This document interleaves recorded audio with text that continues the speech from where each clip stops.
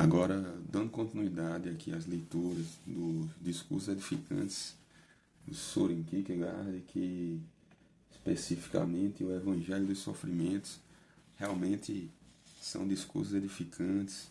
Já vamos na quarta parte do Evangelho dos Sofrimentos e iremos dar continuidade aqui a essas leituras bastante edificantes, certo? Edificantes e alimenta a alma, o espírito, o corpo também, o intelecto. Então ele vai dar continuidade, certo? Já lemos bastante dos discursos edificantes, de um lirismo exuberante, como é todo lirismo. Lirismo Kierkegaardiano, um filósofo dinamarquês, poeta, pensador, teólogo também.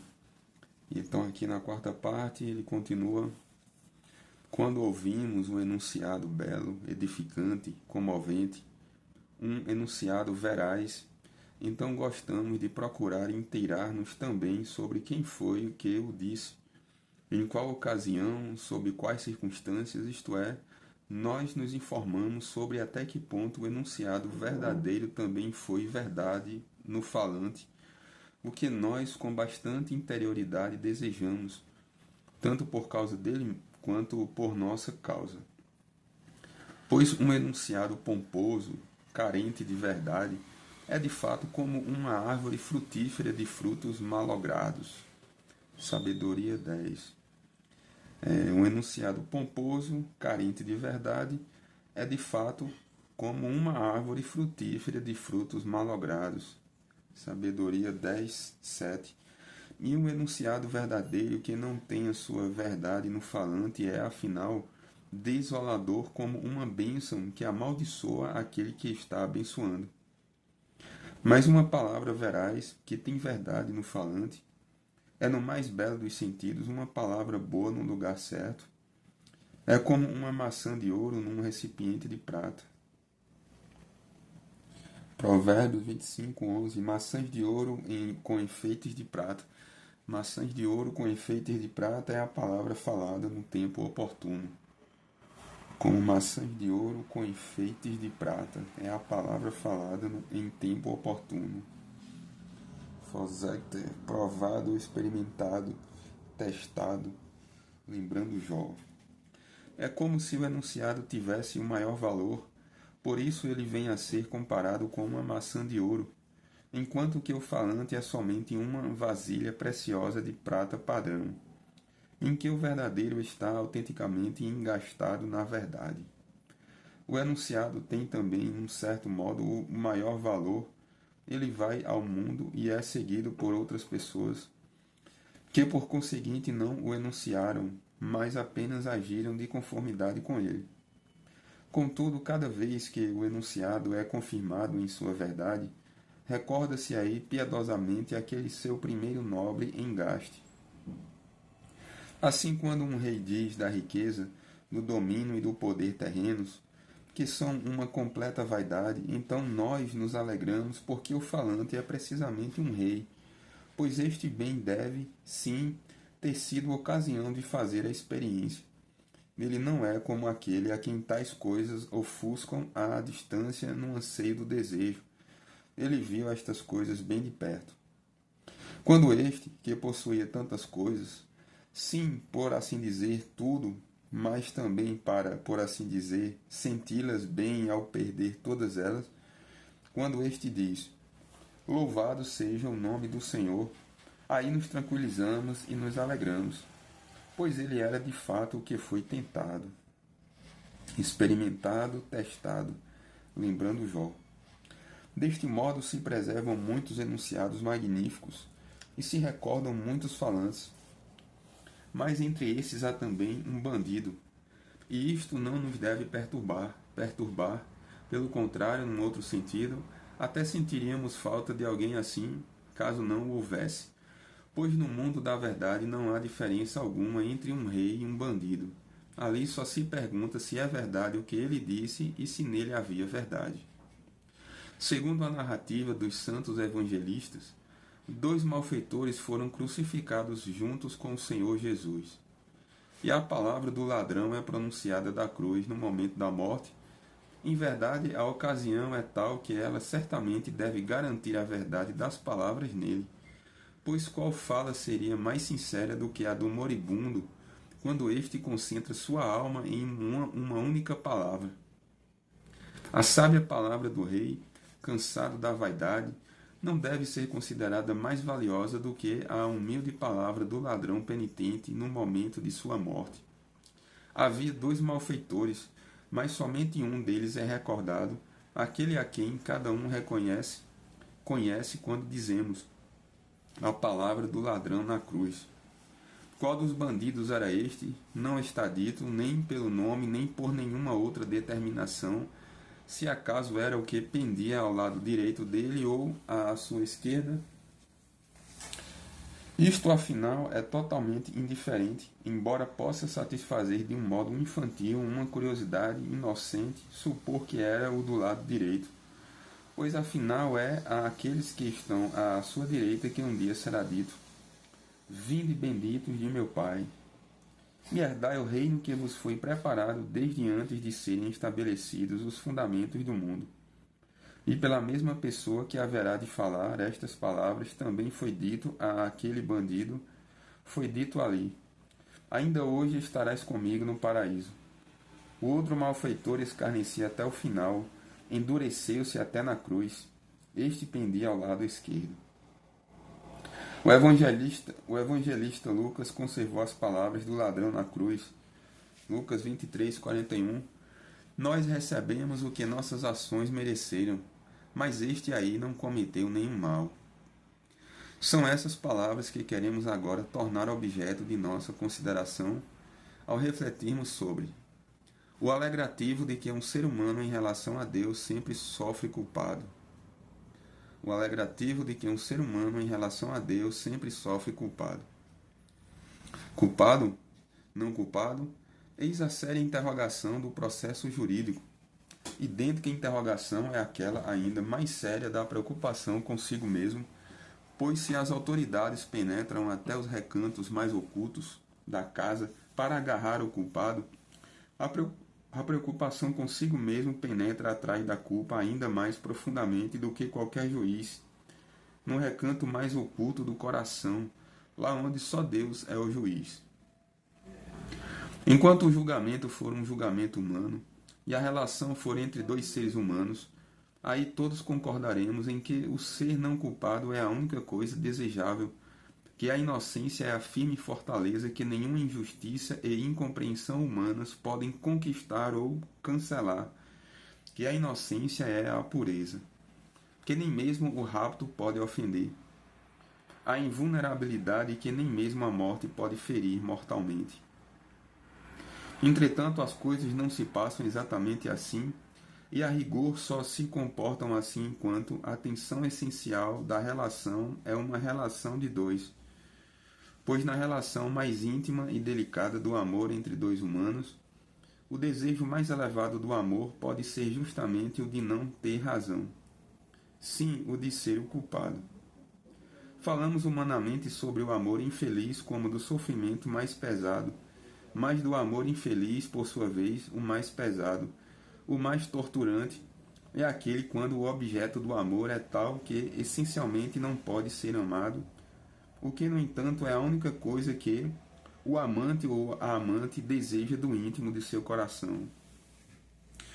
Pois se acaso o objeto do amor pode essencialmente, com certeza, ser tal objeto, mas tão somente a posse é negada, então este amor infeliz é menos infeliz, menos torturante. Então a posse é negada, mas o objeto não está perdido, pelo contrário, possui toda a plenitude essencial que afortunadamente satisfaz a exigência do amor. Pois há uma exigência, oculta em todo o amor, não de modo egoísta, porém fundando profunda e eternamente, está incluída uma exigência a qual é o próprio ser do amor. Imaginemos uma destas jovens amantes infelizes e o seu sofrimento. Ela diria, não é verdade? Se tenho razão ou não é algo sem nenhuma importância, com isto bem posso viver. Pois se eu estou errada, ele me perdoará facilmente. Mas se quem está errado é ele, se é ele o culpado, se ele é de tal tipo que não possa ser amado, então isto significa a minha morte, então terei perdido tudo. Tenho apenas um único objeto para o meu amor, é ele, só ele no mundo inteiro. Ai, e ele não pode tornar-se objeto de amor. Oh, isto não é um empecilho exterior, pois neste caso ele seria ainda um amado, e eu seria menos infeliz. Mas está no mais íntimo de sua essência, há um empecilho, ou o empecilho consiste em que sua essência carece do íntimo do coração, e eu sou a mais infeliz de todas as pessoas. Portanto, o que ela mais preferiria era ela mesma estar no erro, sim, ser ela a culpada, contanto apenas que o amado pudesse estar certo. O que é que isto significa? Significa que esta jovem ama de verdade, ela não briga nem por ter razão, nem por estar errada de modo que os dois o estivessem. Não, ela em verdade tornou-se algo único com seu objeto, e por isso só sente a perda dele quando este se perde de um modo essencial, por ter se tornado inessencial ou essencialmente um outro, não quando ele se perdeu de um modo fortuito, por passar a pertencer a uma outra pessoa. Bastaria que ele tivesse razão quando ela fosse a culpada, e então ela acharia que seu amor estava salvo. Mas se é ele quem está errado, então ela crê que seu amor está perdido de um modo terrível. E assim também o é em verdade, não há dúvida, pois no essencial não está perdido este que é o perfeito, porém o é para outra pessoa que não eu. A este, afinal, eu posso permanecer amando igualmente. Mas perdido de modo essencial está aquele cuja essencialidade se perdeu. Mas quando então um homem se relaciona com Deus, e a questão consiste em ter ou não ter razão, será que talvez propriamente alguém alguma vez conseguiu ao menos pensar esta coisa terrível, de que se pudesse falar de amor infeliz em relação a Deus, baseado em que Deus não pudesse vir a ser o objeto deste amor? Pois, não porque Deus durante 70 anos conduzisse a vida de um homem de modo que fosse mais pesada do que jamais qualquer outro homem a conduzia assim por si, de tal modo que nada entendesse daquela fala obscura. Nem por isso Deus estaria perdido, nem perdido para ele. Mas se acontecesse o mínimo que fosse que pudesse, ou ao menos pudesse apenas ter a aparência de poder, provar que Deus não era amor, sim, aí tudo estaria perdido, aí Deus estaria perdido, pois se Deus não fosse amor e não fosse amor em todas as coisas, então Deus pura e simplesmente não existiria. Ó meu ouvinte, se vivenciaste o momento mais pesado da vida de um homem, quando se escurecia completamente diante de tua alma, como se não houvesse nenhum amor no céu, ou como se aquele que está no céu não fosse realmente amor, então para ti seria como se houvesse uma escolha que deverias tomar, a escolha terrível entre não ter razão e ganhar Deus, ou ter razão e perder Deus. Não é verdade? Neste caso, tu terias encontrado a bem-aventurança celestial ao escolher a primeira, ou, mais justamente, que isto afinal nem fosse uma escolha, que, pelo contrário, fosse a eterna exigência do céu para ti, sua exigência para tua alma, de que nenhuma dúvida poderia haver sobre isto, que Deus é amor. Ai, enquanto talvez muitos vão deixando indefinido o pensamento sobre se Deus realmente é amor, em verdade o melhor seria se eles levassem o amor que há neles a flamejar apenas com o pensamento do terror de que Deus não fosse amor. Levassem o amor a flamejar, pois se Deus é amor, então ele também é amor em todas as coisas. Amor naquilo que consegues compreender e amor naquilo que não consegues compreender. Amor na fala obscura que dura um dia e na fala obscura que dura 70 anos. Ai, enquanto muitos se denominam cristãos e contudo talvez vivam como que na incerteza com referência à questão se Deus realmente é amor, então verdadeiramente seria melhor que levassem o amor a flamejar apenas com o pensamento no terror do paganismo. de que aquele que sustenta o destino do universo e tem em sua mão todos os teus destinos, que ele é ambíguo, que o seu amor não é um abraço paternal, mas é uma armadilha que aprisiona, que sua essência secreta não é eterna claridade, mas sim ocultamento, que o fundamento mais profundo de sua essência não é amor, mas sim malícia que não se pode compreender. Pois não se exige, afinal, que se deva compreender os desígnios do amor divino, mas por certo que se possa crer, e crendo compreender que ele é amor. Não é terrível que não devas poder compreender os desígnios de Deus, se todavia ele é amor eterno. Mais terrível seria se não pudesses compreendê-los por ele ser malícia. Se por outro lado, conforme o pressuposto do discurso, é assim, que um ser humano em relação a Deus não apenas nunca tem razão, mas é sempre culpado, e portanto também quando sofre, sofre culpado. Então não pode haver em ti nenhuma dúvida, se não queres tu mesmo pecar de novo. Nenhum acontecimento fora de ti, se não queres tu mesmo pecar de novo, ao te escandalizares, poderá reprimir o alegrativo.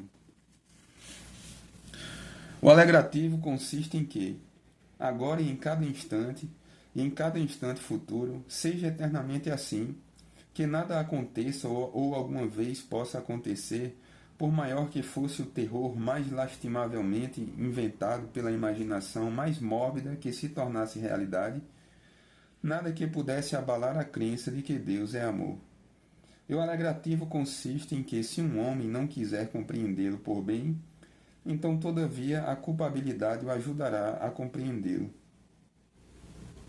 Se um homem em relação a Deus sempre sofre culpado, então, em cada instante, aconteça o que acontecer, confirma-se que Deus é amor, ou melhor, a todo instante fica-se impedido de entrar nesta dúvida, porque a consciência da culpa atrai a atenção para si. A maioria dos homens tem certamente uma representação, às vezes uma representação bem viva, em momentos singulares um sentimento íntimo de que Deus é amor. E todavia há talvez muitos que vivem de tal modo que obscuramente lhes é como se este ou aquele terror diante do qual eles se apavoram especialmente lhes sobrevenha, como se eles tivessem de abandonar a fé, largar Deus, perdê-lo. Mas será que há algo de mais irresponsável do que viver desta maneira?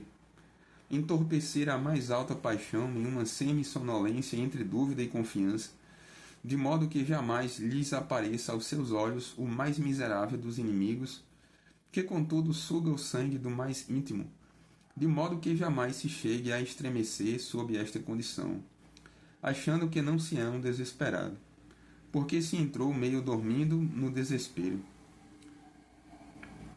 Estado. Ai, Deus não é com certeza quem perde algo com isto, mas ele, o sonolento, ele que em verdade peca por dormir, ele perde tudo, perde aquilo sem o que a vida de fato é nada. Pois tal como se fala na Escritura sobre o naufragar na fé, assim de certo há que dizer sobre aquele que abandonou a fé no amor de Deus, que ele sofreu um naufrágio no prazer de viver da eternidade. O que é que ainda resta como objetivo da vida? Que venha a tempestade, enquanto o barco se mantiver íntegro. Isto é difícil. Que venha o tempo calmo e o vento favorável. Isto é alegre, mas se o barco tiver um dano básico, o que ajuda e o que prejudica então todo o resto. Se as tábuas do casco se separam uma da outra, o que mais há ainda a esperar? Porém, o homem que abandonou Deus, que achou que algo assim aconteceu ou poderia acontecer que tivesse de perturbar a fé no amor de Deus, este foi danificado justamente nas mais profundas junções que há num homem. Se por acaso existem grandes cravos dos quais se pode dizer especialmente que mantêm a estrutura do barco unida, não sei, mas uma coisa eu sei, que esta fé é a junção divina em um homem, que quando ela aguenta faz dele o mais orgulhoso dos velejadores, porém quando ela se afrouxa faz dele um destroço, e com isto todo o conteúdo da vida se torna futilidade e miserável vaidade. Se então fosse possível que um ser humano pudesse ter pelo menos a aparência de justiça ao abandonar a fé no amor divino, em primeiro lugar teria de incondicionalmente ser puro e totalmente sem culpa. Não apenas em termos humanos, nisto ou naquilo, mas totalmente sem culpa diretamente frente a Deus. A aparência de estar certo. A aparência de justiça. Pois somente com esta pressuposição a dúvida consegue terra firme. Sem esta, a dúvida não apenas fica desprovida de apoio, não apenas é construída sobre a areia, mas é construída sobre um abismo. E depois teria de suceder aquilo que não combina com a representação de que Deus é amor. Mas a este terror homem algum conseguiria aguentar. Só foi suportado uma vez por aquele que era o santo, por aquele que diante de Deus era sem culpa. E é por isto que sempre devemos falar com temor e tremor, e de preferência com o silêncio da adoração, a respeito do sofrimento de Cristo, porque o pensamento humano, tampouco como a linguagem humana, tem poder para representar ou pressentir com nitidez a profundidade deste terror. É por isso que se deve falar com a cautela da humildade, ou calar humildemente sobre o como Cristo sofreu, para que a gente não se deixe cair na tentação da ímpia sede por investigar os mistérios de Deus, o que mesmo a representação pagã punia com uma sede que queimava eternamente. É por isto que se deve vigiar especialmente nestes tempos em que de tantas maneiras quer se alarmar a vida da fé, como se crer fosse o mesmo que entender com conceitos, como se não se pudesse crer com firmeza e crer para a bem-aventurança, só porque não se pode atrevidamente entender com conceitos. Begrife, begribe, frect. Somente Cristo era sem culpa diante de Deus, e justamente por isso ele tinha de sofrer o sofrimento sobre-humano, tinha de ser levado até o limite de, por assim dizer, com razão desalentar-se sobre se Deus era ainda amor, quando exclamou: meu Deus, por que me abandonaste?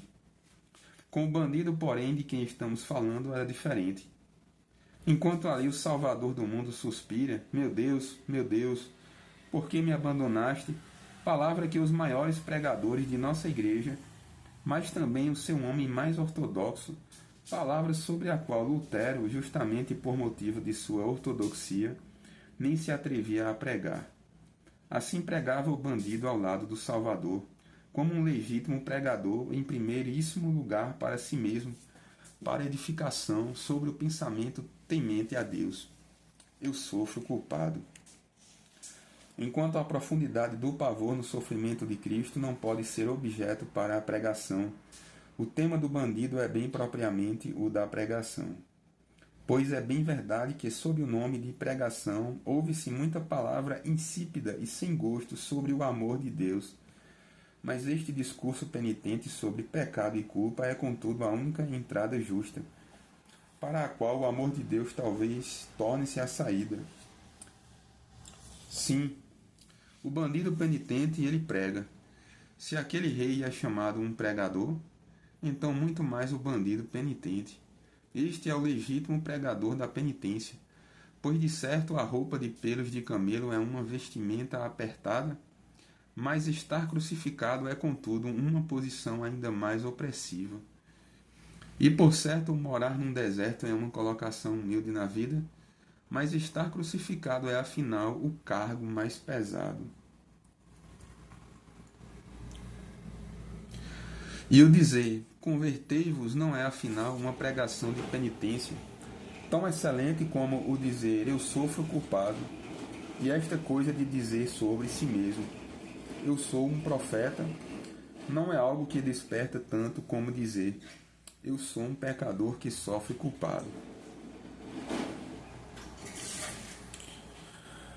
O bandido prega para si mesmo e para o outro bandido e para todos os presentes e diz, vós todos sois pecadores. Só este, que se encontra no meio de nós, é sem culpa diante de Deus. Ele sofre inocente. Pois, Diz este elevado pregador da penitência: no mundo é correto costume, aliás, que um bandido caminhe sozinho entre dois assim chamados justos. Mas este costume e esta justiça são uma ilusão. Aqui se vê, sim, a verdade, que o único justo, o único, está crucificado entre dois bandidos. Vede por isto, diz a Escritura, ele foi contado entre os malfeitores. Contudo, isto não é porque nós dois somos bandidos e, humanamente falando, pecadores diante dos outros. Não, descei-me daqui, pendurai qualquer outro de todos os presentes em meu lugar. Ele, o santo, estará todavia tal como os que estiverem crucificados junto com ele, contado entre os transgressores. Sim, tão logo ele, o santo, for contado como parte do gênero humano, será contado entre transgressores. Ou será que algum homem, sim, ainda que fosse alguém, humanamente falando, perseguido inocente, alguém condenado inocente, alguém crucificado inocente, será que ele, ao lado deste que está aqui crucificado, ousaria dizer: eu sofro inocente? Esta é uma pregação cristã de penitência, que recorda até mesmo ao mártir que perante Deus ele sofre culpado. É uma pregação cristã de penitência, pois a judaica assenta-se sobre a noção de que há homens santos que devem pregar penitência, que a gente se esforçando poderia tornar-se santo o suficiente para ser pregador de penitência. No cristianismo, ao contrário, um verdadeiro pecador prega penitência, e mesmo aqueles, humanamente falando, homens santos, devem conformar-se com que um verdadeiro pecador seja pregador de penitência, que não diz, ai de vós, quando ele começa, mas diz, Deus tenha piedade de mim, pobre pecador, eu sofro culpado. E contudo, o bandido penitente não é um pregador da penitência, sua pregação não é nenhuma pregação de penitência. Se assim fosse, ela não teria absolutamente nada a ver com o objeto do nosso discurso, o alegrativo do fato de que, em relação a Deus, um homem sempre sofre culpado. Mas é justamente sobre isto que o bandido prega para si mesmo, para consolo e alívio. Nisto consiste o edificante, o rico em ensinamento no caso deste bandido, que ele, no instante da morte mais ignominiosa, tem todavia profundidade e humildade bastante para conceber como um alívio o sofrer culpado, em comparação com a dor da morte que sofre na cruz aquele que está pendurado no meio. O bandido penitente encontra na comparação com este sofrimento alívio e consolo na ideia de que sofre culpado. E por quê? Porque o sofrimento, neste caso, de modo algum entra em contato com a pergunta aflita na angústia da dúvida sobre se Deus é amor. O bandido não é então nenhum pregador da penitência, a não ser à medida que a boa nova do Evangelho sempre está nisto. Ele anuncia o alegrativo como doloroso e humilhante só para o orgulhoso. Quando assim, no paganismo, um ser humano sofria injustiça de outros homens, era perseguido por causa do bem, era condenado à morte por causa do bem. Aí, então ele se sentia importante ele mesmo e dizia, em relação a Deus, sofro inocente, e achava orgulhosamente que a coisa mais fácil de todas era ter razão. Mas ao lado de Cristo, uma tal pessoa aprende que só há um único que diante de Deus sofreu inocente, e isto a humilha. No paganismo, só porque numa única coisa se tinha razão contra os homens, ou, se é demasiado pouco, muito bem, porque em tudo se tinha razão contra os homens, queria-se transportar isto para a relação com Deus e ter razão num ponto contra Deus, frente a quem, contudo, a gente está errado em tudo. O pagão era orgulhoso e obnubilado o bastante para não chegar a entender este pavor. Ele se prevalecia orgulhoso de seu pecado esplêndido, como de uma virtude. Portanto, o bandido encontra alívio no pensamento de que sofre culpado. E isto também é assim em comparação com o horror sobre-humano de sofrer quando se está sem culpa diante de Deus.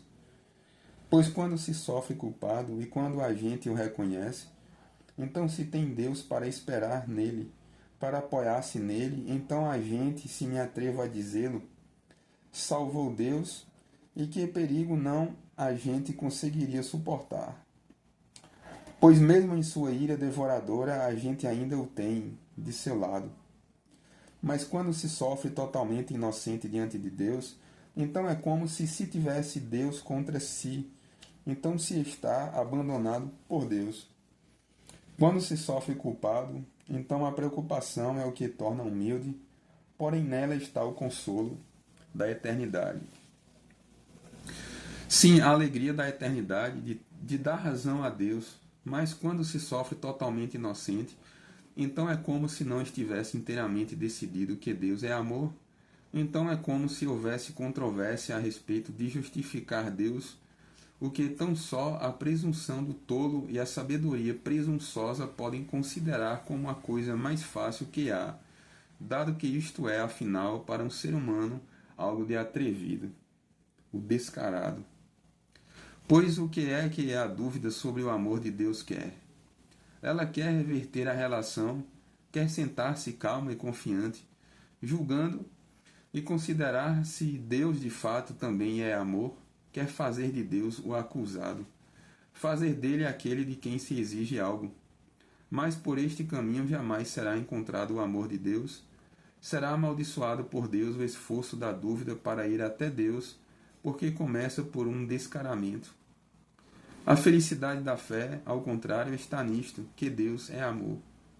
Daí não se segue que a fé compreenda de que modo o desígnio de Deus para com o ser humano é amor. Aqui está justamente o combate da fé. Crer sem poder compreender. E quando então indica este combate da fé? E quando então inicia este combate da fé?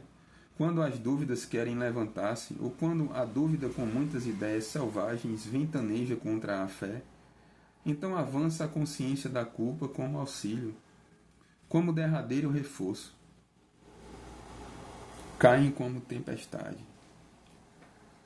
Poder-se-ia crer que se trata de uma potência inimiga, mas não, ela quer justamente socorrer a fé, socorrer o crente ensinando-lhe não a duvidar de Deus, mas a respeito de si mesmo, em vez de um mentiroso transpassar a dúvida, que é justamente a mais perigosa ideia caprichosa da vida, a consciência da culpa troveja o seu alto lar e reconduz a fé liberada por isto, porque não restou nenhum conflito sobre se Deus seria amor.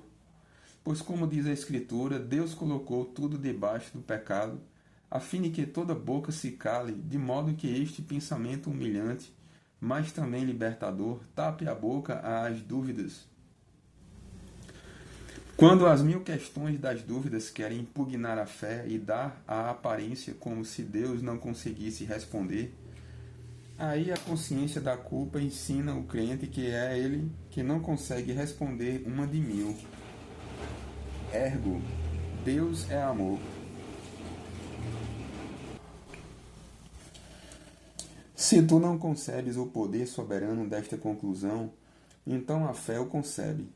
Se não concebes o alegrativo que há nisto, de estar assim garantido eternamente que Deus é amor, então a fé o concebe.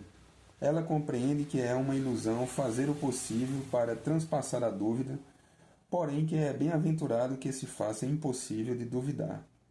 Se é terrível para um filho ter razão contra seu pai, é um pensamento edificante o de que um filho sempre está sem razão contra seu pai. Então também é bem-aventurado que se tenha tornado impossível duvidar de que Deus é amor. O insípido elogio do amor de Deus pode calar-se. A verdadeira declaração de honra é esta: eu sofro sempre culpado. Tão certo é em toda a eternidade que Deus é amor. Ai, no paganismo, o mais bem-aventurado de todos os pensamentos não era mais garantido senão pelo fato de um ser humano poder achar que tinha razão contra Deus. No cristianismo, ele está garantido eternamente. E se este é então o único pensamento alegre, tanto no céu quanto na terra, a única fonte do alegrai-vos, e torno a dizer, alegrai-vos, está em que Deus é amor. Deste modo, também é alegrativo que esteja assim estabelecido que nenhuma dúvida pode mexer com isto. Sim, nem pode chegar perto de mexer com isto, pois a consciência da culpa é o poderoso que vigia sobre este tesouro.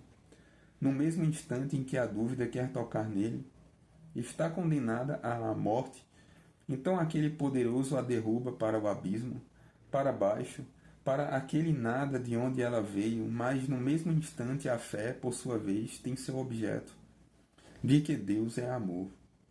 Aqui não se fala de modo enganoso da duvidosa vitória, ou talvez melhor, da vitória certa da dúvida, transpassar até o fim a dúvida, mas aqui se trata de maneira totalmente segura da morte certa da dúvida, sua morte no nascimento. Para que a dúvida tenha o mínimo possível de aparência de fundamento, tem de ter a inocência para reclamar para si. Inocência não em comparação com outros homens, e não nisto ou naquilo, mas inocência perante Deus. E se não a tem, pois que é uma impossibilidade, então no mesmo instante ela é esmagada, aniquilada. Ela é reduzida a nada, ai, isto é justamente o oposto de começar com nada. Se de acordo com a pressuposição do discurso, as coisas são assim, que em relação a Deus um ser humano sempre sofre culpado, então o alegrativo consiste nisto, que portanto a falha reside no ser humano, e por conseguinte sempre haverá algo para fazer, haverá tarefas, e contudo ao mesmo tempo tarefas humanas, e com as tarefas esperança de que tudo pode e vai tornar-se melhor.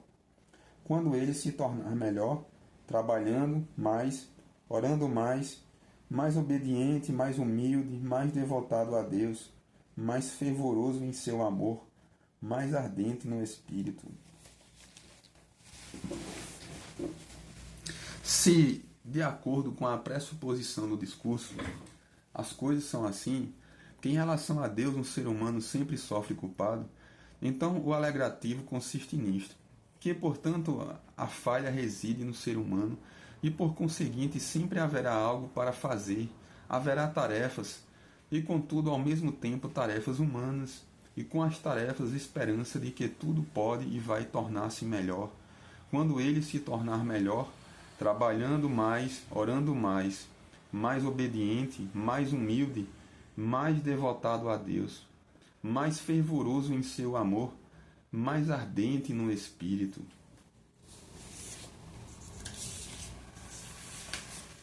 Isto não é alegrativo? Pois se é assim, que com razão diz a coragem, onde há perigo, lá também eu estou. Ou o inverte e diz, onde estou, está também o perigo. E se é assim, que com razão diz a atitude amável e compassiva, bem mais pesado do que ser o sofredor é sentar-se junto e não ter nada que se possa fazer.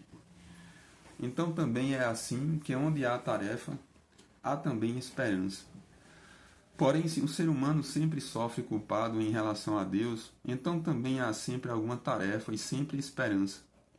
Ó meu ouvinte, se já foste provado na vida, se já foste provado de tal maneira que contigo se possa falar do terrível, porque conheces outros perigos e outros terrores do que aqueles de que resmungam o paparico, a covardia, a moleza, iguais a uma criança mimada, que não se consegue imediatamente o que se quer, que a gente tende a aguentar alguma coisa, que as coisas não dão logo certo para alguém, que Deus não liga nem um pouco para a ira de alguém, se acaso foste provado mais seriamente, não é verdade então compreendeste que este tinha de ser um instante mais pesado dos sofrimentos, esta paralisação, quando parecia que não havia tarefa alguma.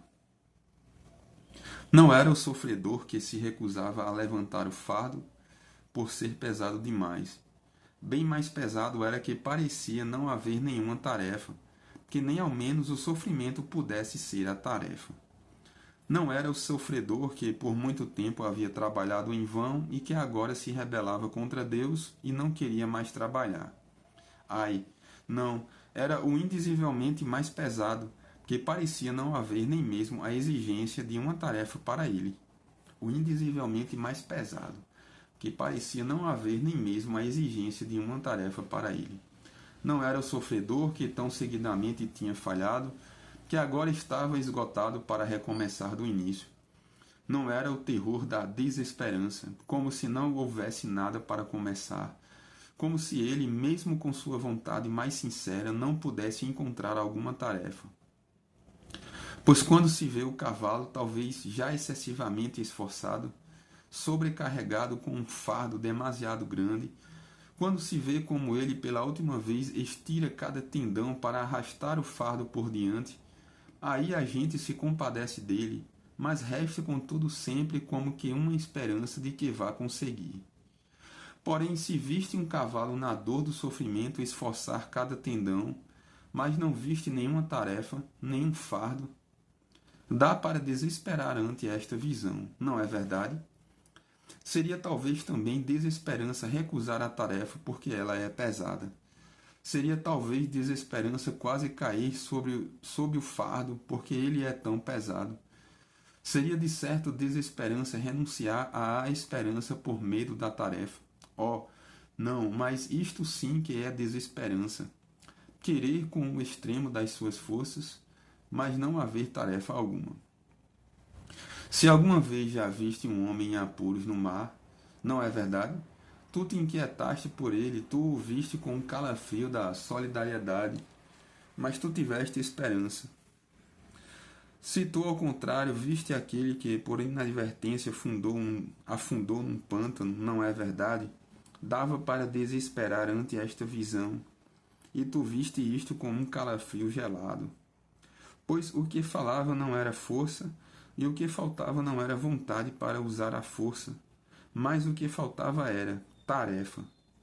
Se tal infeliz tem muitas forças ou poucas, se ele as usa ou não as usa, de qualquer modo ele afunda, não sob o peso gravoso da tarefa, não sob a grandeza dela, mas ele afunda na situação insidiosa de não haver tarefa alguma. Sim, quando não há nada por fazer, quando nem o propósito, o próprio sofrimento é a tarefa, aí há desesperança. E há então aí um pavoroso ócio para lentamente perecer na desesperança. Enquanto há tarefa, também há algo dado como tarefa, algo entregue. Até aí o homem não desistiu na desesperança. Enquanto há tarefa, também há um meio para encurtar o tempo, pois trabalho e esforço encurtam o tempo. Mas quando não há nada para fazer, quando não há nenhuma tarefa, mas tão somente o profundo escárnio da situação insidiosa ao negar a tarefa, então há desesperança, e então o tempo é fatalmente longo.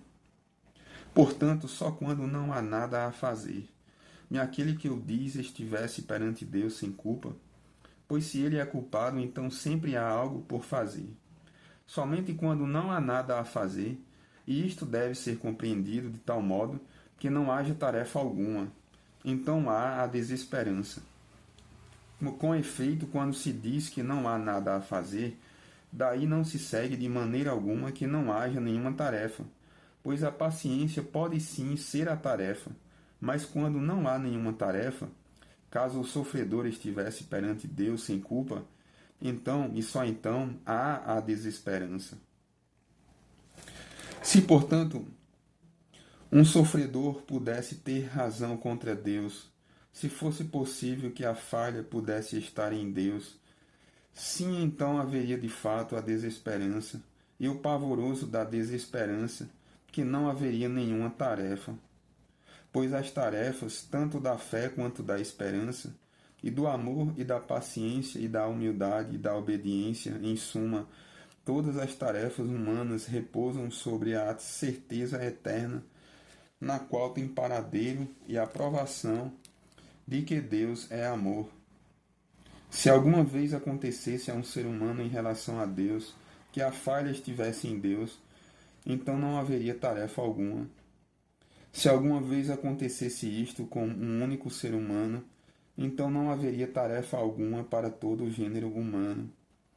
Não seria apenas neste único caso que não haveria nenhuma tarefa. Não. Se Deus uma única vez tivesse mostrado que ele não era amor, nem no mínimo nem no máximo teria deixado um sofredor sem tarefa. Então não haveria mais tarefa alguma para nenhum ser humano. Então crer seria futilidade e vaidade, e malvada labuta consumidora do espírito, e trabalhar seria autocontradição, e viver seria um tormento.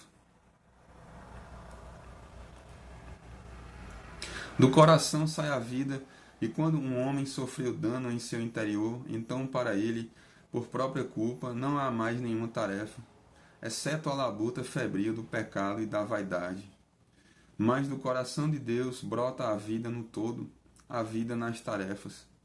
Se é o caso de que a criação deva morrer quando Deus retira seu sopro, então também é verdade que se Deus por um instante renegasse seu amor, então estariam mortas e aniquiladas todas as tarefas, e a desesperança seria a única coisa que resta. Ai, os homens em sua maioria percebem de certo, às vezes, e reconhecem para si mesmos que nisto ou naquilo a falha está neles.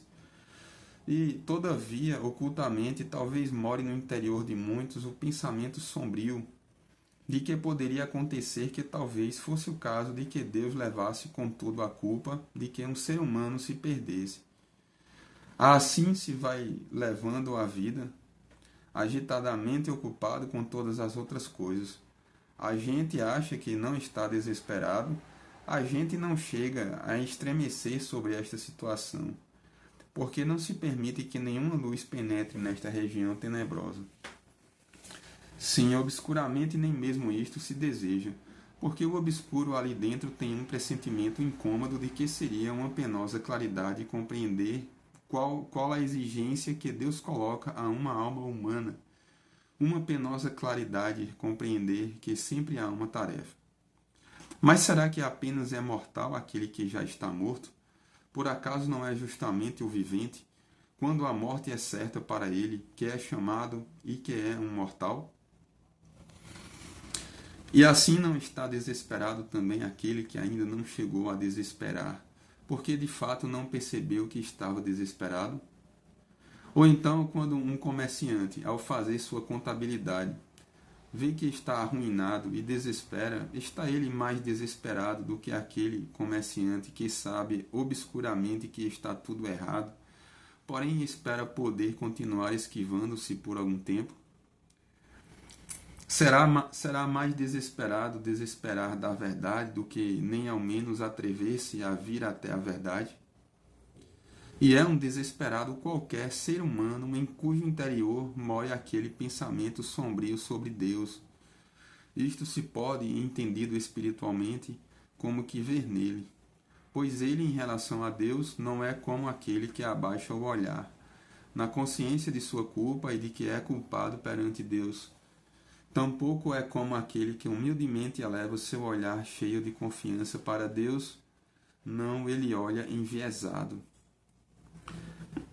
Em verdade, melhor do que olhar arrevezado seria, contudo, conseguir espantar a situação tenebrosa, chegar a estremecer ante o pensamento deste horror, o horror que propriamente pertence ao paganismo, de que Deus não poderia ou não quereria dar de presente a um ser humano franqueza.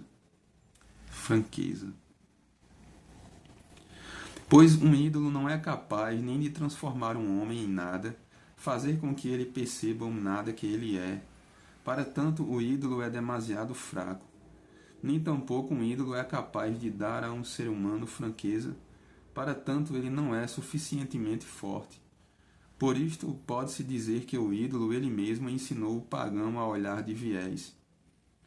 Todavia, o mais sábio dos pagãos que já viveu, por mais sábio que de resto fosse, tem ainda em relação ao menor dos crentes, em comparação com este, uma tenebrosidade em seu interior, porque, em última análise, não podia tornar-se para o pagão eternamente certo e claro se a falha residia nele ou se não seria possível o caso raro de que a falha residisse na divindade, se acaso a desesperança não seria afinal o estado em que o ser humano poderia estar sem culpa, porque a própria divindade leva a culpa ao deixar o ser humano sem tarefa. E só se pode desculpar o pagão por isto ser assim, porque o próprio Deus dele é tenebroso. Mas o Deus do cristão é claridade, por isso qualquer homem fica sem desculpas, e sem qualquer desculpa. Mas quando retiras todas as desculpas, sim, quando retiras a sombria apatia produtora que nutre as desculpas, então não há mais nenhuma situação tenebrosa.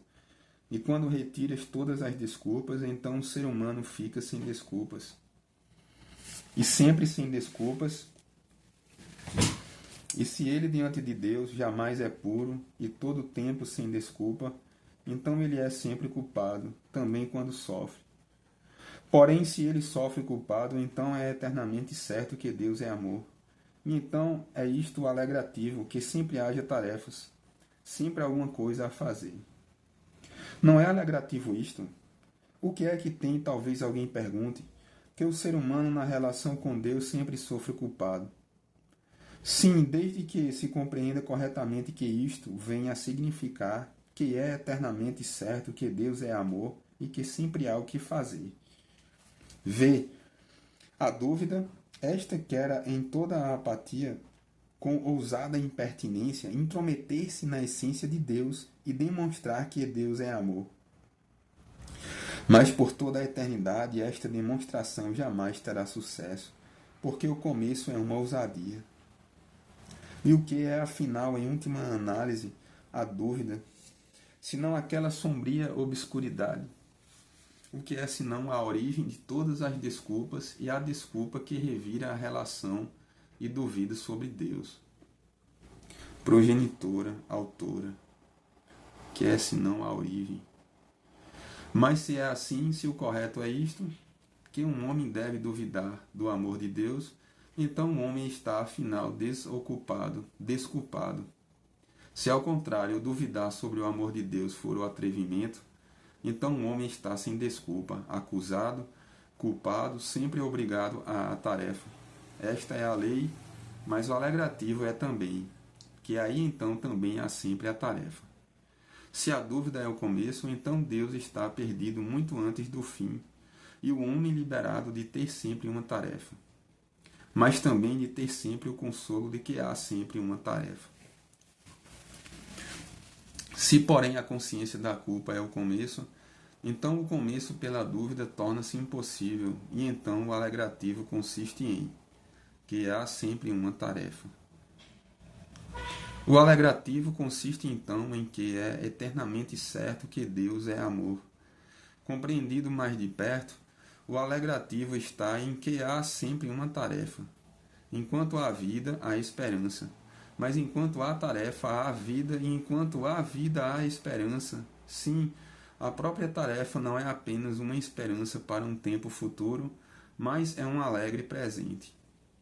O crente que medita que um ser humano em relação com Deus sempre sofre culpado, ousa então dizer: o que quer que me aconteça, há algo para fazer.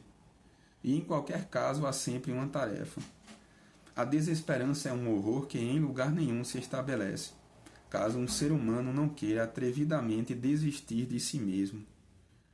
Por isso, mesmo que a coisa mais pesada ocorra comigo, algo que jamais tenha ocorrido a qualquer outro homem, se nada houvesse a fazer, o alegrativo está em que, apesar de tudo, há tarefa, pois neste caso a tarefa consiste em aguentar isto na paciência.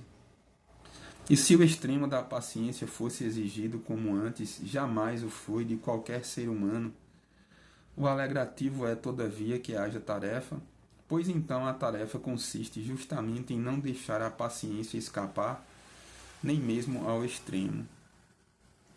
Com auxílio da consciência da culpa, torna-se impossível chegar a duvidar disto, que Deus é amor, portanto é eternamente certo que Deus é amor. Mas se isto é eternamente certo, então também sempre haverá tarefas, pois todas as tarefas têm o seu fundamento em Deus. E se um homem em relação a Deus sempre sofre culpado, então sempre há tarefa. Que sempre haja tarefa e que seja eternamente certo que Deus é amor, são assim uma única e mesma coisa, e nisto está incluído que um homem sempre sofre culpado na relação com Deus. Lembremos novamente o ladrão penitente. Pode-se dizer que ele proclama o que há de consolador no sofrer culpado, porque há sempre uma tarefa. Poderia parecer que, para tanto, faltaria oportunidade ao ladrão. Um crucificado não tem muitos momentos. No caso dele, parece que não se pode falar de tarefas por uma outra razão. E, contudo, não é assim. Em comparação com o sofrimento sobre-humano do outro crucificado, o ladrão encontra consolo e alívio no pensamento de que ele mesmo sofre culpado, e por isso ele também acha que é a tarefa, a última, mas afinal também é a sua última hora. E contudo não é assim. Em comparação com o sofrimento sobre-humano do outro crucificado, o ladrão encontra consolo e alívio no pensamento de que ele mesmo sofre culpado. E por isso ele também acha que é a tarefa, a última, mas afinal também é a sua última hora. Justamente por sofrer culpado tem ele consolo e alívio em que haja tarefa, a tarefa consistindo em arrepender-se e penitenciar-se. Arrepender-se e penitenciar-se. Enquanto ali o Salvador do mundo suspira: meu Deus, por que me abandonaste? Então o ladrão penitente, com humildade, mas contudo também como um alívio, compreende que não foi Deus que o abandonou, mas ele que abandonara Deus, e arrependendo-se diz àquele que está crucificado com ele: lembra-te de mim quando chegares ao teu reino. É um pesado sofrimento humano no instante da morte ignominiosa, com a angústia da morte e o arrependimento tardio, buscar alcançar a misericórdia de Deus. E, no entanto, o ladrão penitente encontra nisto alívio. Tão logo compara seu sofrimento com o sobre-humano, de ser abandonado por Deus. Pois ser abandonado por Deus é, afinal de contas, estar sem tarefa. Consiste em ser roubado desta última coisa que qualquer homem sempre tem, a tarefa da paciência, que tem seu fundamento em que Deus não abandonou o sofredor. Por isto o sofrimento de Cristo é sobre-humano, e sua paciência sobre-humana, de modo que homem algum consegue traduzir em conceitos nenhuma coisa nem outra. E se é proveitoso que se fale em termos bem humanos do sofrimento de Cristo, se contudo só se fala assim, que ele se tornou o homem que mais sofreu, neste caso é blasfêmia, pois embora seu sofrimento fosse humano, era ao mesmo tempo sobre-humano, e há eternamente um abismo enorme estabelecido entre o sofrimento dele e o do ser humano. Talvez também um outro pensamento tenha se agitado no interior do bandido penitente. Talvez ele tenha dito para si mesmo: se acaso neste instante viesse uma ordem do governador de baixar os crucificados da cruz e regalar-lhes a vida, então eu, que sofri culpado, tenho o consolo de que diante de mim ainda há bastante tarefa. Porém ele, o santo, o inocente, para ele não há nenhuma tarefa. Sua tarefa foi sobre-humana. Diante de Deus, ele não tinha nada a censurar-se. Sua vida foi obediência e, no entanto, foi abandonado por Deus. Vede, este é o sofrimento sobre-humano, diz o ladrão penitente. Deste modo nenhum homem sofreu, deste modo nenhum homem pode chegar a sofrer. Pois homem algum é sem culpa diante de Deus. Mas assim, tampouco jamais algum homem, nem se pode dizer de algum homem que o foi, abandonado por Deus. Um ser humano, pelo contrário, sofre culpado. Deus não o abandonou. Sempre há alguma tarefa. E sempre que há a tarefa, há esperança, e isto que haja tarefa e esperança é o consolo. Este consolo é para qualquer homem que reconhece que sofre culpado Ele é até para mim um perdido, um ladrão crucificado. Para mim, de certo, não há nada a fazer. As dores da morte já me rodeiam, mas, no entanto, há a tarefa, e eu não fui abandonado por Deus. Esta, por sua vez, não é uma pregação da penitência, a não ser para o obstinado que não quer saber o que é o terrível, e para quem o verdadeiramente alegrativo serve de escândalo. Aquele que se humilha, aquele que é tanto da verdade, que compreende o que é o terrível, ele entende também que este ladrão proclama a alegria. Mas será que é mesmo assim que um ser humano em relação a Deus sempre sofre culpado? Ou a intenção deste discurso seria agitar uns pensamentos contra os outros, confundir os conceitos, privar, discursando de consolo aquele que, humanamente falando, está sofrendo inocente? Conceder àquele que, humanamente falando, sofre culpado, o consolo mentiroso, de que todo e qualquer homem sempre sofre culpado neste sentido. Este discurso tem apenas uma única intenção, que eu ouso chamar de a melhor das intenções, e ele quer apenas uma única coisa, que eu ouso chamar de a melhor de todas: tornar eternamente certo, de qualquer maneira, que Deus é amor. Verdadeiramente querer isto é, de certo, contudo, buscar o melhor em todas as coisas. Pois de qualquer modo que isto se torne certo, por mais que à primeira vista pareça difícil e duro, se acaso esta certeza é conquistada, e uma certeza ainda maior de que Deus é amor, isto então é o alegrativo. O pensamento de que Deus é amor inclui em si em tal proporção toda a alegria, que qualquer modo pelo qual este pensamento ganhe clareza e certeza, qualquer modo, mesmo o mais pesado, é alegrador. No pensamento de que Deus é amor está incluída toda a bem-aventurada persuasão da eternidade. Assim, afinal, o caminho, ainda que fosse o mais pesado, assim, afinal, a condição, ainda que fosse a mais amarga, é incondicionalmente alegradora. Se, portanto, não fosse assim como supomos, que um ser humano em relação a Deus sempre sofre culpado, mas, no entanto, se for assim como analisamos, que o alegrativo está incluído neste pensamento, então o ser humano teria de desejar que a suposição fosse verdadeira. Se ele fosse da verdade, teria de dizer: já que para mim é claro que quando em relação a Deus sempre sofro culpado, é eternamente certo que Deus é amor, então vou desejar tão somente que sempre se torne para mim claro e presente que eu sofro culpado. Entretanto, um homem não precisará desejá-lo, embora para que se compreenda corretamente, o coração do homem deva estar tão impregnado que ele o deseje, pois se é verdade que o prazer impulsiona o trabalho, também há esta compreensão que só ajuda a interioridade do desejo a superar as dificuldades. Pois as coisas são realmente assim, que um ser humano em relação a Deus sempre sofre culpado e é eternamente certo que Deus é amor. Deixa então que outros proclamem o que há de prazeroso em superar por dentro a dúvida. Isto está acima de minhas forças, e este tipo de coisa prazerosa não se conforma com minha mente. Eu encontro a alegria e a certeza da alegria no edificante, que se possa tornar impossível começar pelo duvidar, e que a consciência da culpa assegure o alegrativo. Queremos então considerar mais em detalhe em que consistia a suposição deste discurso.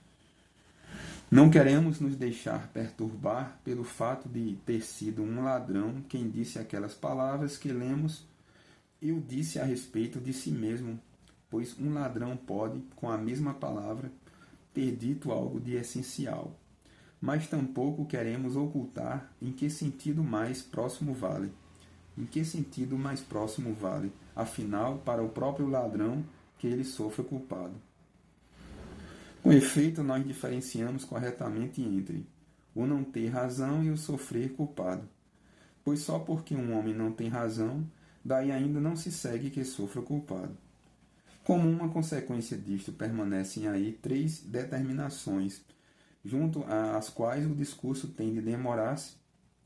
Quando um ser humano, humanamente falando, é culpado, então ele sofre culpado em relação a Deus e aos homens.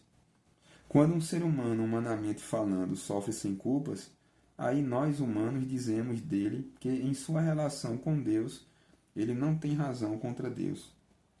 Em relação a Deus, um ser humano sempre sofre culpado.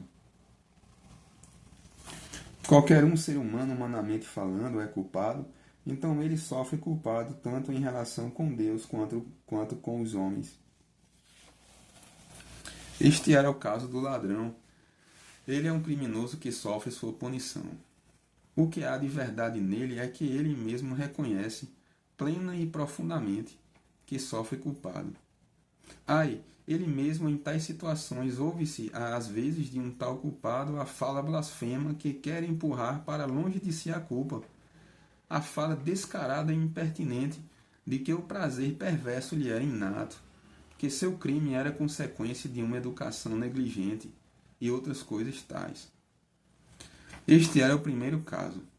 O segundo é quando um homem, humanamente falando, sofre inocente, enquanto que nós, homens, todavia dizemos dele em sua relação com Deus que contra Deus ele não tem razão. Também não é o sofredor que fala consigo mesmo sobre sua relação com Deus, mas nós outros, que como terceiros falamos a respeito de relação de um tal sofredor para com Deus. Esta relação é designada por uma expressão própria de que Deus prova um ser humano. Testa. Nomeemos um daqueles magníficos modelos, um que foi examinado, que foi aprovado no exame. Nomeemos Jó. A quem ocorreria dizer que Jó, humanamente falando, sofreu culpado? Experimentado. Um modelo, um que foi examinado, experimentado, que foi aprovado no exame. Nomeemos Jó. A quem ocorreria dizer que Jó, humanamente falando, sofreu culpado?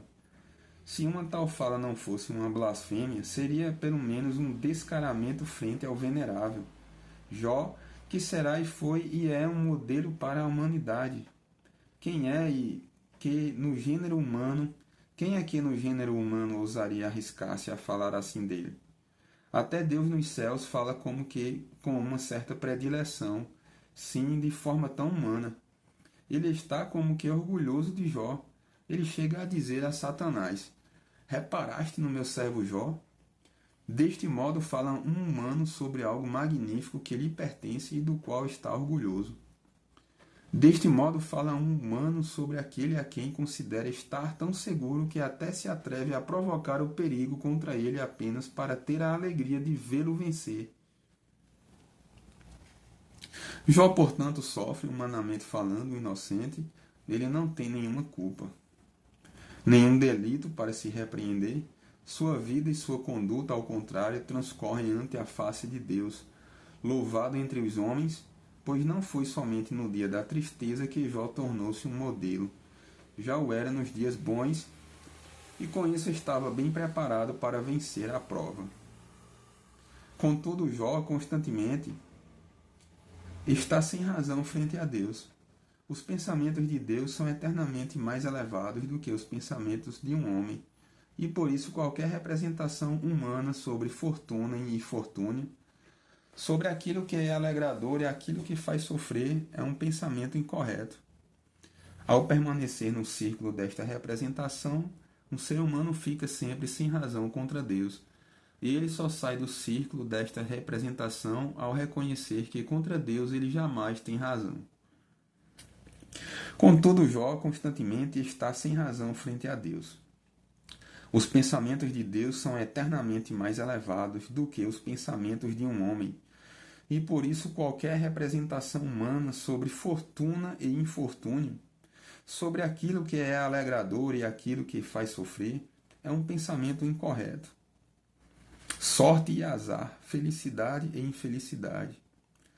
Ao permanecer no ciclo desta representação, o ser humano fica sempre sem razão contra Deus, e ele só sai do círculo desta representação ao reconhecer que contra Deus ele jamais tem razão.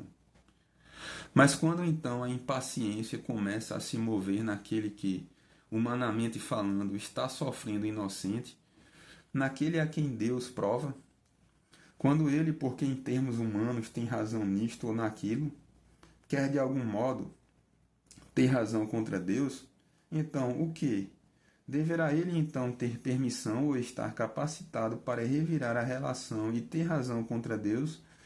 Pois esta é uma relação invertida, dado que um ser humano jamais tem razão contra Deus, de modo que tudo está invertido caso ele, uma única vez que seja, tenha razão contra Deus, no mínimo que seja. Deverá então o cético guardar para si a razão, ou o que dá no mesmo? Deverá então estar tudo perdido? O duvidador, o cético. Não, aí acontece algo diferente. Aí o experimentado compreende que ele, ao invés de falar com os outros, tem de falar consigo mesmo diante de Deus. E nós outros compreendemos em deferência frente ao experimentado que não ousamos dizer mais, não ousamos torná-lo culpado. Assim fala o experimentado consigo mesmo diante de Deus, e aí se movimenta o último reforço no combate. Em relação com Deus, sofre um homem sempre culpado. A relação fundamental entre Deus e um homem é que um ser humano é um pecador e Deus é o santo. Confrontado com Deus, um homem não é um pecador nisto ou naquilo, mas essencialmente um pecador. Não é culpado nisto ou naquilo, mas essencialmente e incondicionalmente culpado. Mas se ele é essencialmente culpado, então também é culpado o tempo todo, pois a dívida essencial da culpa é tão profunda que ela torna todo o acerto direto de contas impossível. Entre dois homens, a relação é tal que um homem pode ter razão em algo e não ter razão em outra coisa. Mas uma tal relação entre Deus e um ser humano é impossível. Pois se a relação fosse assim, então Deus não seria Deus, mas um igual ao homem. E se a relação fosse assim, então a culpa não seria essencial. Todavia, para o uso diário, um ser humano não fica consciente a cada instante da relação fundamental. Nenhum ser humano conseguiria suportá-lo. Para o uso diário, o homem vive mais ou menos nas determinações da escala humana, enquanto que na relação fundamental, afinal, ele se mede com Deus. Entretanto, com isto, a relação fundamental não está afastada, pelo contrário, ela descansa profundamente na alma. Assim, num estado, a lei está presente, mas ela como que repousa. Tão logo, porém, um crime é cometido, a lei se movimenta. Então ela como que sai de seu repouso e sustenta sua validade. De um modo semelhante ocorre com a relação fundamental de um ser humano para com Deus. Quando a perturbação se introduz, quando a impaciência fixa seu olhar tonto sobre o detalhe e com isto finalmente revira tudo, então a relação fundamental se faz valer. À medida que então a impaciência, como que quer revoltar-se contra Deus, quer lutar contra Deus, como um homem luta com um seu igual, insistindo em querer ter razão, aí acontece algo de diferente. Aí revolta-se a relação fundamental contra um impaciente e lhe ensina que contra Deus um ser humano é essencialmente culpado, portanto sempre culpado. A culpa na qual um homem está para com Deus não é esta ou aquela. A relação não pode ser calculada deste modo. Ele é eternamente culpado e, portanto, sempre culpado. A qualquer instante em que Deus o queira, ele pode fazer afirmar a validade da culpa fundamental. E, neste sentido, se um ser humano tivesse, humanamente falando, razão em tudo, em relação para com Deus, de todos os modos, é sempre culpado. É assim que Deus combate. Até o mais poderoso dos reis, quando com a mais decisiva de todas as supremacias combate um revoltado, luta, contudo, com auxílio das mais poderosas forças militares que ele tem de seu lado. Mas Deus nos céus luta mudando o ataque para a direção do atacante. À medida que a impaciência, tal como um revoltoso, quer atacar Deus, Ataca a consciência de culpa do atacante, ou seja, o atacante vem a lutar contra si mesmo. A onipotência e a santidade de Deus não significam que ele pode vencer a todos, que ele é o mais forte de todos, pois isto ainda é, afinal de contas, uma comparação. Mas significam o que exclui toda comparação, que ninguém consegue lutar contra ele. Esta era a terceira determinação, objeto deste discurso, que um ser humano em relação com Deus sempre sofre culpado. Ou deveria, quem sabe, ser a opinião do discurso, a de que um ser humano, cada vez que sofre, atormentar-se-ia com a representação de que o sofrimento era punição por isto ou aquilo. De jeito nenhum. Aquele que, humanamente falando, sofre inocente, deve, contudo, crer humildemente que contra Deus ele jamais tem razão.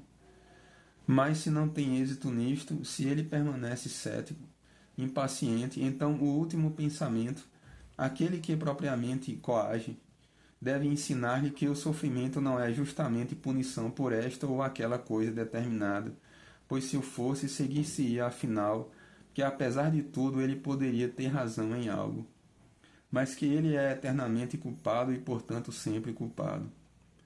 A inverdade está justamente em querer temerosamente colocar o sofrimento imerecido como castigo, junto com esta ou aquela coisa avulsa, justamente como se Deus fosse um tirano cruel que perseguiria algo de específico, justamente como se o homem não fosse sempre culpado.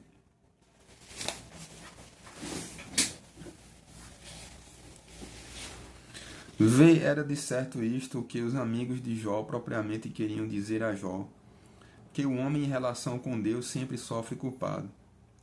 Isto, na verdade, de modo nenhum é falso. A falha era outra, que eles queriam tomar sobre si ou presunçosamente queriam dizer isto a ele, pois isto é algo a que nenhum homem particular está autorizado em relação a um outro. Daí provém que os amigos de Jó não tinham absolutamente nenhuma escala para o que quer dizer diante de Deus sofrer sem culpa. O máximo que os judeus conheciam era justamente uma tal piedade como a de Jó, e por isso era duplamente impertinente e duplamente injustificado da parte dos amigos falar desta maneira com Jó. O cristão, pelo contrário, sabe que há apenas um único, mas também que há um único, que diante de Deus sofreu inocente. Com ele homem algum ousa comparar-se ou medir-se com a medida dele. Entre ele e qualquer outro ser humano há uma diferença eterna. Por isso vale agora, com renovada clareza, que um ser humano em relação a Deus sempre sofre culpado. Deste modo se mantém então a suposição. Mas assim, por sua vez, se mantém também o que está sob a suposição que se manteve, que isto é o alegrativo, que em relação a Deus um ser humano sempre sofre culpado. Mas este alegrativo tem seu lado que torna humilde. Enquanto, portanto, vale que um ser humano particular não está autorizado a dizê-lo, julgando a um outro, quando o sofredor, humanamente falando, sofre inocente, então também vale que aquele que, quando está sendo provado, quer ele mesmo tentá-lo, deva de certo experimentar qual alegria reside neste pensamento. Pois se o oscilante é sempre fatigante e é sempre sem consolo, não poder chegar a alguma conclusão, em verdade este pensamento é, sim, um pensamento conclusivo. Se quisesse superar por dentro a dúvida, seria possível que a gente, no instante em que se achasse estar acabando, descobrisse que havia contudo uma dúvida esquecida, de modo que se teria de começar do começo. Mas este eterno pensamento conclusivo é justamente por isto uma conclusão, porque ele é o mesmo no começo como na conclusão. Ele é um pensamento conclusivo, sim, o único com o qual em verdade se pode começar e, contudo, por sua vez, um pensamento conclusivo, o único com o qual se pode terminar. Mas ele é ao mesmo tempo um pensamento forte e poderoso. Ele não é um cavaleiro da sorte, que sai em busca de aventuras pela vida e deixa na dúvida o que lhe deve acontecer e em que ele se deve transformar. Não, ele é um fortemente armado em completa armadura, e ele já é aquilo em que se deve tornar, pois ele é a vontade varonil. E todavia isto não quer dizer algo tão grande, mas ele é a vontade varonil num pacto com Deus. E ele é uma vontade varonil resoluta, que resolutamente está sabendo dos perigos, mas também resolutamente está num pacto com a vitória. Essas palavras aqui são profundas e líricas. Então, mas ele é, ao mesmo tempo, um pensamento forte e poderoso. Ele não é um cavaleiro da sorte que sai em busca de aventuras pela vida e deixa na dúvida o que lhe deve acontecer e em que ele se deve transformar. Não, ele é um fortemente armado em completa armadura, e ele já é aquilo em que se deve tornar. Pois ele é a vontade varonil, e todavia isto não quer dizer algo tão grande, mas ele é a vontade varonil num pacto com Deus, e ele é uma vontade varonil resoluta, que resolutamente está sabendo dos perigos, mas também resolutamente está num pacto com a vitória. Muito bom, então vamos dar prosseguimento aqui depois, e continuação e acabamento dos discursos edificantes do Søren Kierkegaard. Discursos edificantes em diversos espíritos, 1847, o que aprendemos dos lírios do campo e das aves do céu, o Evangelho dos Sofrimentos, tradução de Álvaro Valls e Elze Hagelung. Até a próxima.